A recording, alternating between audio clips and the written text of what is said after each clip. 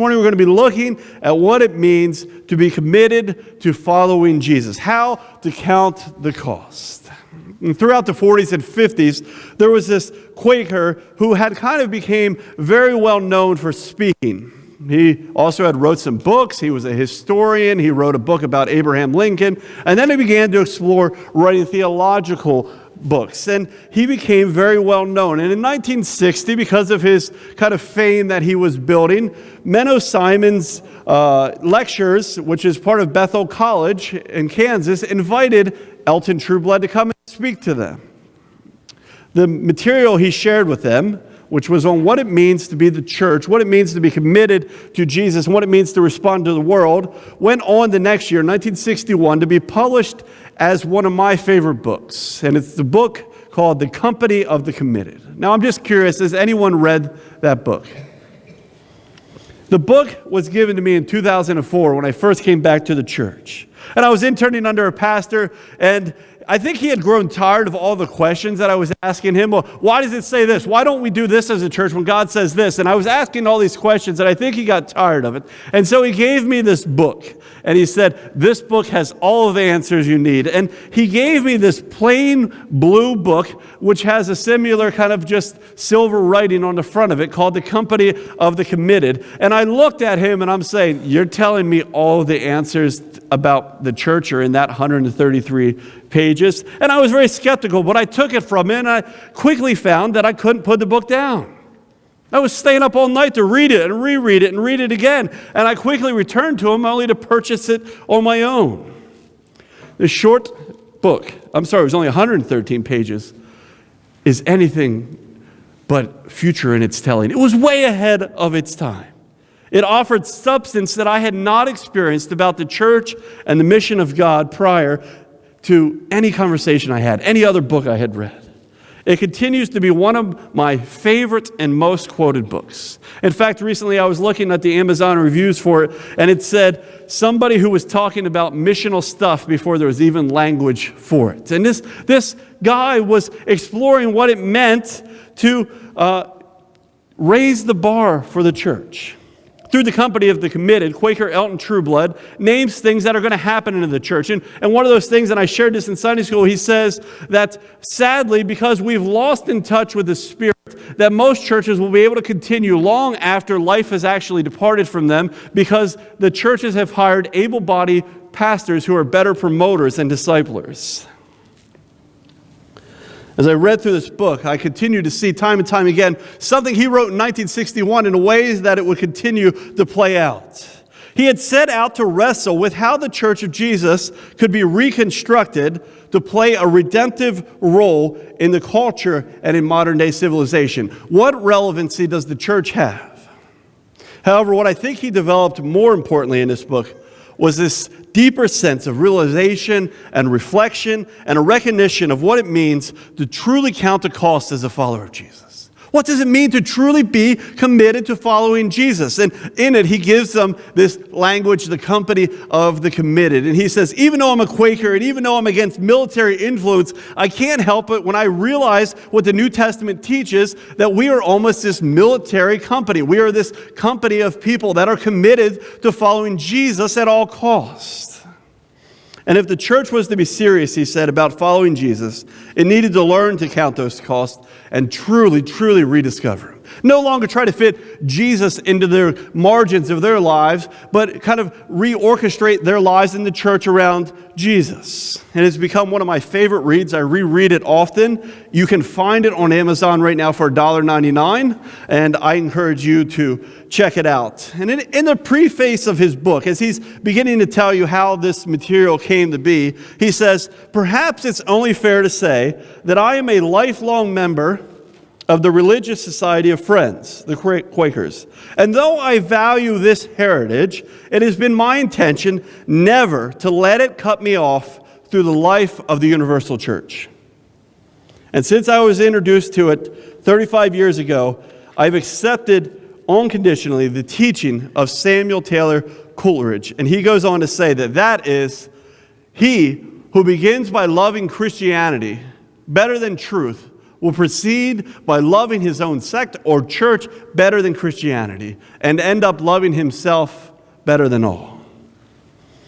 So, even though he's a Quaker, even though he's dedicated his life for 35 years to it, he said, I never allowed my love for the religious society of friends to cut me off from the universal church, to realize that the thing I am pursuing the most is being the body of Christ. The thing I am pursuing the most isn't being a Quaker. The thing I'm pursuing the most is being committed to following Jesus.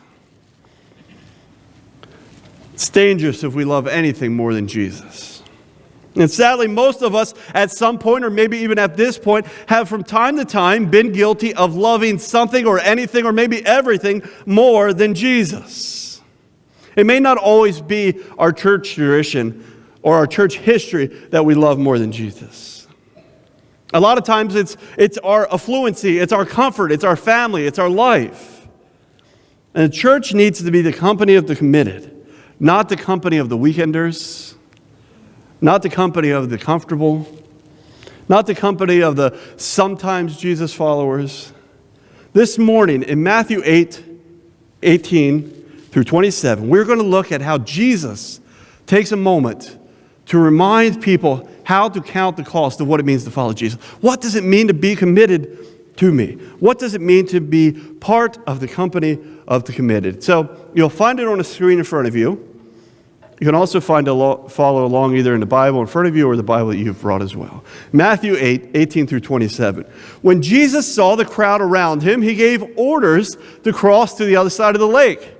The teacher of the law came to him and said, Teacher, I'll go wherever you go. And Jesus replied, Foxes have dens, birds have nests, but the Son of Man has no place to lay his head. Another disciple said to him, Lord, let me go and bury my father. But Jesus told him, Follow me and let the dead bury their own dead. And then he got into the boat, and his disciples followed him. Suddenly, a furious storm came up on the lake, so that the waves swept over the boat. And Jesus was sleeping, and the disciples went and woke him, saying, Lord, save us, we are going to drown. And he replied, You have little faith. Why are you so afraid? And then he got up and he rebuked the winds and the waves, and it was completely calm. The men were amazed and asked, What kind of man is this? Even the winds and the waves obey him. Now, if you grew up in the church, I'm sure you've heard this story. This is a church story that we tell a lot. It is a story that we like to talk about Jesus, and we usually don't read them all together. We usually break them up. There's actually 3 stories that happen in this little passage that we read. And they appear in Matthew, and they're smack in the middle of this time in which Matthew is beginning to tell these miracles, to record these miracles of Jesus. And so, Jesus has just healed Peter's mother-in-law, and, Peter was probably like, no, don't do that, right? Never mind, it's a mother-in-law joke, right? So, Jesus is healing people all the time, and we see that the crowds are beginning to go, wow, this God is full of goodness, he's full of goodies, and they're beginning to follow him. They're starting to crowd around him, and all of a sudden, Matthew tells us this story. Why is he telling us this story? In this story, Jesus becomes overwhelmed with ministering to the crowds. So he calls his disciples as he's finishing up his few sermon points. He's like, hey guys, see that boat over there? Get it ready. Let's go. I've had enough people for a while. I've seen them. I've been around them. They want my goodies. They don't want me. I just need to get away for a little bit. I need time to spend with the Father. And so he tells them to get ready a boat. He intends to get away from the crowd and enjoy a small trip to the other side of the shore. Now, the Gospel of Mark tells the same story, and when you read it through Mark's account, Jesus is trying to get on a boat, and people are still pressing up to him, so much so that Jesus kind of uses the boat as a pulpit. Jesus is trying to get away. He's trying to find some time away, and more people keep coming up to him. And in Matthew's story, we see the first person to come up to him is a teacher of the law, and the word for teacher here implies that he is a scribe. We might think as a scribe in this time as a pastor. It was the duty of a scribe not to be kind of this theologian or this great thinker, but to study the law at every chance they got. They were affluent. They were able to own their own scrolls, their own copies of the law. They would have had Isaiah at their house. They had their own little section in their house where they would have studied. And their job was to look at the law and study it and find practical ways to call their faith community to live in it. They were pastors and they gave sermons. So that's what a scribe is. The teacher of the law is amazed by Jesus. Wow. Here I am studying the scriptures about what God did with prophets, and here this guy's doing that. There's something special about it, but I want it. I have to have it. The teacher approaches Jesus. And in the NIV, unfortunately, it says he calls him teacher, but he actually gave him the highest title that, in his opinion, was possible. Rabbi. Rabbi, I will follow you wherever you go. Even though I am a teacher of the law, I am willing to follow you. I think that you are actually the greater scribe. You are the greater teacher, and I'm willing to do whatever it is you say. I mean, seriously, Jesus, you're the greatest guy I've ever seen. I love the way you preach. I want to preach like you preach. I want to teach like you teach. And the way you heal people, I mean, that's awesome. I want to follow you from now on. I want to do that stuff too. In many ways, everything that scribe stood for was opposed by Jesus. Somehow, in every story we read about religious systems and teachers of the religious law, they always find themselves in opposition with Jesus, but not in this story. This scribe finds himself infatuated with the ministry of Jesus. He wants to follow Jesus. Now, the passage is a bit out of place at first, I said. Jesus is all of a sudden healing people, and then seemingly he rebukes somebody who wants to follow him. Maybe Jesus was just losing his cool, right? I mean, he did need to get away from the people. He was trying to get on that boat to get to the other side, and like he's making a beeline for that boat, and all of a sudden this guy comes over. Maybe Jesus snaps at him, right? Is that what's happening here? No. What Jesus happens here is really unique. We're going to talk about it here in a minute. Seemingly, the crowds had become attracted to Jesus because of what he could do, because of his power and his authority. Seemingly, this scribe was no different. Jesus knew that this scribe needed to understand that if he was truly willing to follow Jesus at all costs, if he was really, truly willing to follow him wherever he went, it meant also counting the cost of what it meant to follow Jesus as Messiah. Scribe, Jesus replies, you are so good at what you do, but you haven't counted the cost of what you're saying. I don't want followers of Jesus who are swayed by attraction to power. I do not want followers of Jesus who are quickly to give in to emotion. I have Peter. He does that. I don't need anyone else like that. I do need followers of Jesus who are willing to be committed. I don't want them to leap at a high sense of feeling. I want them to count the cost of what it means to follow me. Now, this isn't the only time that Jesus teaches his disciples what it means to follow him. In fact, he often tried to teach his audiences this. In Matthew 10:38, Jesus says, whoever does not take up their cross and follow me is not worthy of me. Luke 14:26, Jesus says, if anyone comes to me and does not hate his father and mother, wife and children, brothers and sisters, yes, even their own life, such a person cannot be my disciple.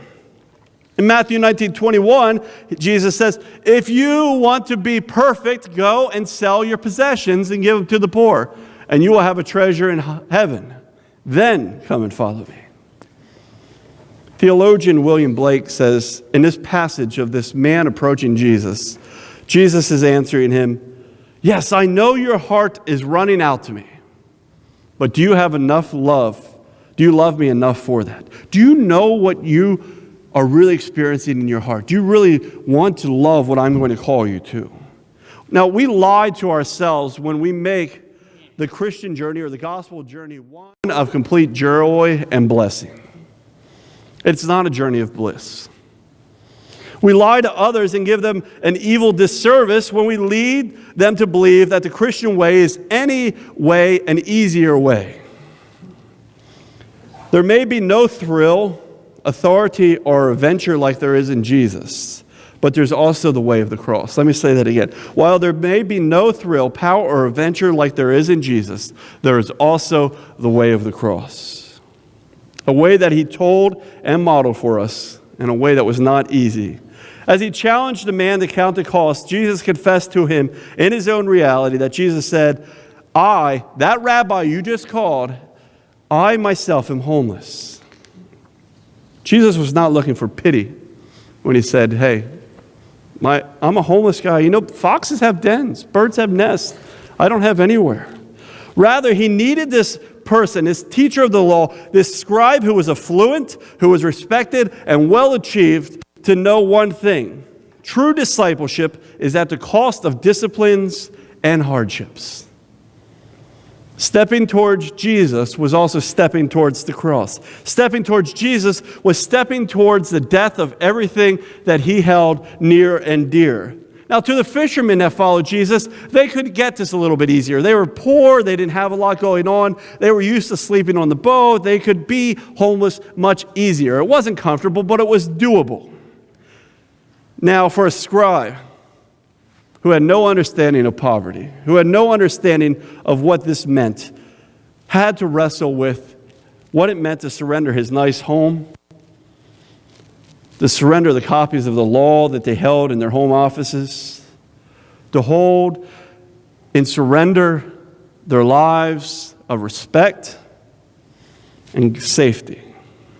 In this passage, we see that Matthew's also beginning to point the way to the cross by painting Jesus as the suffering servant.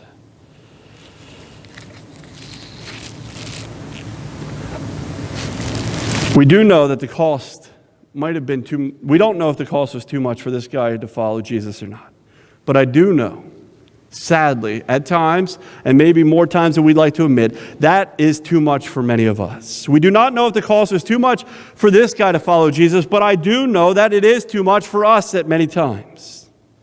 Seemingly, as Jesus challenges the scribe, another individual comes up to Jesus and says, I think you too are so cool, and I too want to follow you, but in all honesty, at the moment, I can't because I got to go bury my father.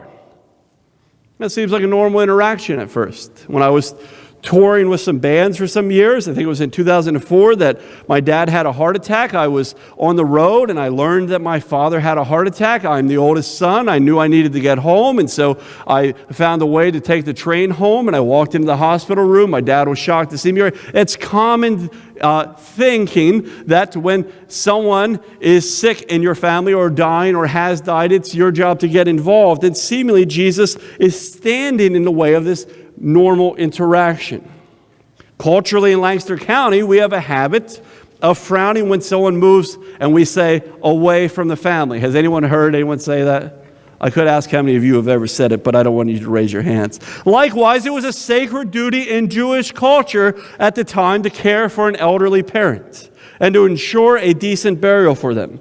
It did not only involve years of prep work and caring for the father and serving them, but it also had over a year worth of practices that would happen afterwards. There was this kind of re-going to the body and moving it and re-embalming it, and there were these little practices that would happen even after the death. William Blake says this about this passage: the tragedy of life is often the tragedy of the unseized moment. Blake tells the story of Syrian missionary M. Waldemir, who at the time was kind of ministering in this Syrian community, and he was ministering to this specifically affluent and intelligent group of people who came to him, and one of these guys said to him, you know, I think I would like to follow you.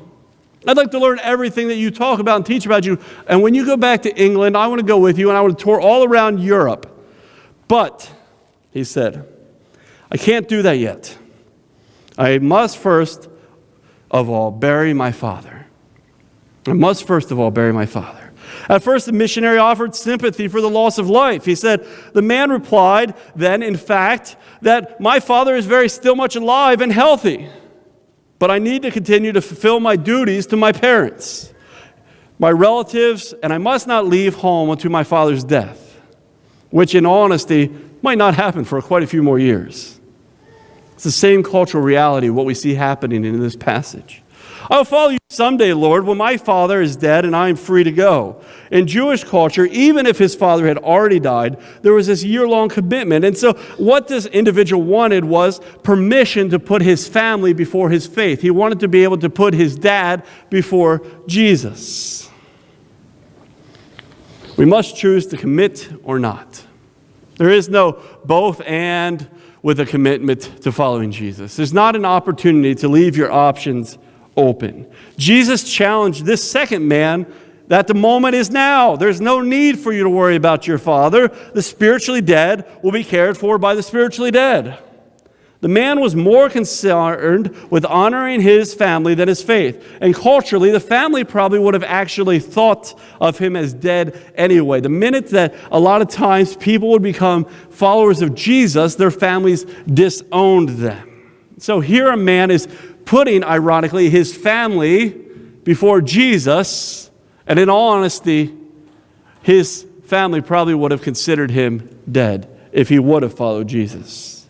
In the Interpreter's Bible commentary, it tells a story of an Indian family who goes and learns that one of their family members has become a follower of Jesus. And to kind of signify what is happening in their family, they carry a casket in a procession downtown to show that that son who has now become a Christian is dead to them.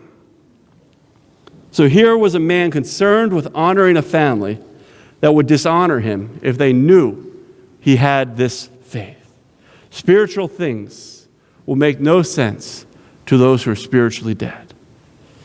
Jesus calls us to something deeper, and we cannot keep our options open. To follow Jesus, we must see that they could not hold on to their comfort. To follow Jesus, they could not hold on to their family. To follow Jesus, they couldn't even hold on to their life. They had watched Jesus perform these miracles. And I can't imagine what was going through the disciples' minds as they were getting onto the boat and they just saw Jesus challenge these two guys after doing all these miracles. And I don't know how that didn't permeate their heart. And you think that the disciples would have had a good grasp of what Jesus was teaching. But he realized as he got into the boat that he needed to demonstrate one last thing that you cannot hold on to follow Jesus, their life. To follow Jesus, they cannot hold on to their comfort. To follow Jesus, they cannot hold on to their family. To follow Jesus, they cannot even hold on to their very life. Jesus finally gets in the boat, and he's tired and exhausted from teaching and miracles. He finally finds this place to cuddle up and fall asleep. And if he's anything like my wife, the minute that she's in the car, she's asleep, right? So Jesus gets into the boat. The minute he's in there, they're starting to set sail, and they look back, and Jesus is already... right? And so they begin to set sail, but quickly as they set sail, and the word there for sudden has this kind of earthquakey, kind of unpredicted side to it. And they said that as they sail, a furious storm arises out of the blue. The Sea of Galilee is only 13 miles from north to south, and it's only 8 miles from east to west. They wouldn't be on the boat very long, but it doesn't take long for Jesus to fall asleep, and it doesn't take long for them to find trouble. Storms like this come quick in this body of water. The body of water is actually below sea level. And so as a result of that, it creates this beautiful weather of warm air, warm waters, but it also can create great danger. The west side of the water is full of mountains and valleys and gullies. And these formations of rock act like funnels. One traveler who has sailed this many times says that when the storm comes through them, it is violent, it is sudden, and it's raging.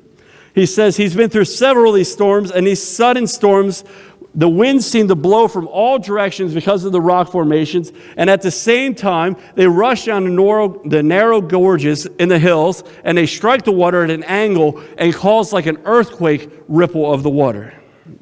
Here the waves have crested over their ship, and they fear for life. Now, I'm sure most of us would be scared in a storm like that, a storm that feels so violent and the wind is coming from every angle. But in it, after they wake up Jesus, he stands up and he says, "Why are you afraid?" In other words, he's asking, don't you trust me? Don't you know who I am? Haven't you just been watching what I can do? I mean, seriously, you guys, Peter, remember your mother-in-law thing, right? Yeah. You guys forget about that? In essence, Jesus realized they missed what he was teaching on the shore. To follow me, you don't get to hold on to your comfort. To follow me, you don't get to hold on to your family. To follow me, you don't get to hold on to your very life. Stop fearing for your very life in this boat. It is mine if you are following me. To experience his authority as his followers they needed to count the cost. These three stories remind us to be the company of the committed, but after we've counted the cost. There's nothing safe about following Jesus, who willingly went to a cross to die. There's nothing safe about following a Lord that taught the greatest thing a person can do is lay down their life for their friends. This is a Jesus who tells us, commands us, the word there, to pick up our cross, to sell our riches, and to abandon those things which distract us. And still we all have storms in life, right? It doesn't get any easier just because we've done that. And I think we'd all be scared in a storm on the Sea of Galilee. Too easily we can justify and reason why it's okay to have fear, or why it's okay to put comfort first, to put our family first, to put protection of our life first. And if we're doing that, we are not only doing a disservice to those around us, but we are doing an evil disservice to ourselves.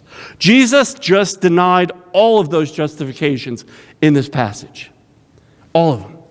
It's human to explain why family comes first, why comfort comes first, why our life comes first. But Jesus said, not if you're following me. Not if you're following me. The presence of Jesus gives hope in this storm, but he does not remove us from it. Allow me to read from William Blake. When the cold, bleak wind of sorrow blows, there is calm and comfort in the presence of Jesus Christ.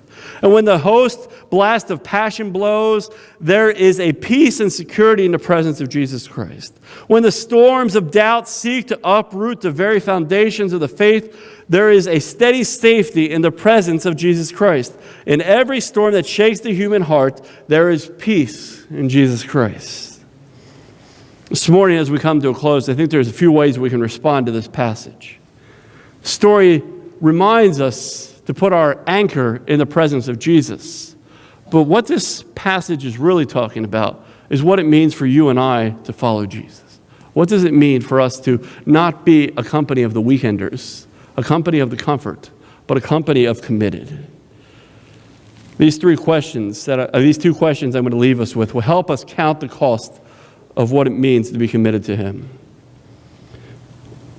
And as we close in a little bit here with the worship, I ask that you think about these two questions before the Lord. After Jesus calms the storm, the disciples look at him in a new light and they say, what kind of man is this? Even the waves and the wind obey him.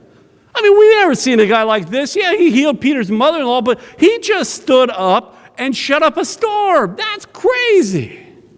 What kind of man is this? Our hearts go out to him, but are they willing to count the cost of following him?